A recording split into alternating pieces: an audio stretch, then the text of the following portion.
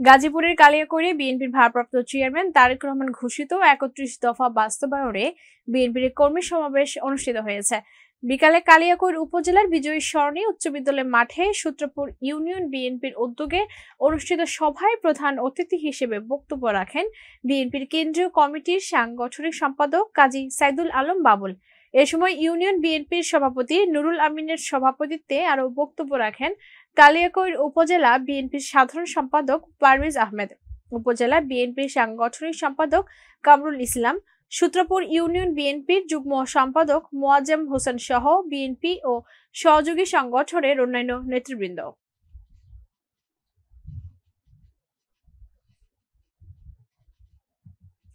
ফরিদপুরের ভাঙ্গা উপজেলার মানিকদা ইউনিয়নের রাজাপুর গ্রামের প্রভাবশালী জলিল ব্যাপারী ওরফে জলিল দারোগা কর্তৃক মসজিদের জমি থেকে জোরপূর্বক ভেকু দিয়ে অবৈধভাবে মাটি কেটে নেওয়ার প্রতিবাদে একটি মানববন্ধন অনুষ্ঠিত হয়েছে। দুপুরে রাজাপুর ব্যাপারী বাড়ি জামে মসজিদ কমিটির সভাপতি কুদ্দুস ব্যাপারীর নেতৃত্বে এবং কমিটির সদস্যবৃন্দ ও এলাকাবাসীর আয়োজনে ওই মানববন্ধনে অংশগ্রহণ করেন শতাধিক মুসল্লিরা। এই সময় তারা বলেন, জলিল দারোগা মসজিদের নিজস্ব জমি থেকে মাটি কেটে নিয়ে গেছে এবং ওই জমিতে থাকা বিভিন্ন গাছপালা কেটে ফেলেছে। তিনি জোরপূর্বক মসজিদের জমিটি দখল করার চেষ্টা করছে। এ বিষয়ে মানববন্ধনকারীরা সরকারের কাছে জলিল দারোগার সঠিক বিচারের দাবি জানিয়েছেন।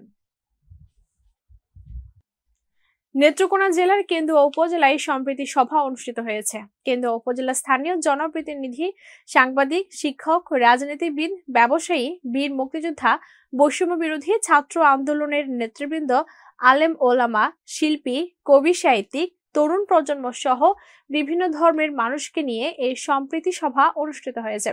সকালে কেন্দুয়া উপজেলা পরিষদের হলরুমে কেন্দুয়া উপজেলা নির্বাহী কর্মকর্তা মোহাম্মদ ইমদাদুল হক তালুকদারের সভাপতিত্বে অনুষ্ঠিত সভায় কেন্দুয়া উপজেলা বিএনপির সভাপতি জয়নাল আবেদিন, সাধারণ সম্পাদক মজিবুর রহমান মজনু, কেন্দুয়া থানার অফিসার ইনচার্জ মিজানুর রহমান, মাওলানা হারুন অর রশিদ সহ আরো অনেকেই বিভিন্ন বিষয়ে বক্তব্য রাখেন। সম্প্রীতি সভায় সমাজের বিভিন্ন বিষয় নিয়ে বিশদ আলোচনা করে সম্প্রীতির মেল বন্ধনের মাধ্যমে সমাজে শান্তিপূর্ণ পরিবেশ বজায় রাখতে দিক নির্দেশনামূলক ইতিবাচক আলোচনা সভার সমাপ্তি ঘোষণা করা হয়। সভায় উপস্থিতি সকলে গঠনমূলক আলোচনা করেন এবং এমন সভা অনুষ্ঠিত হওয়ায় সন্তুষ্টি প্রকাশ করেন।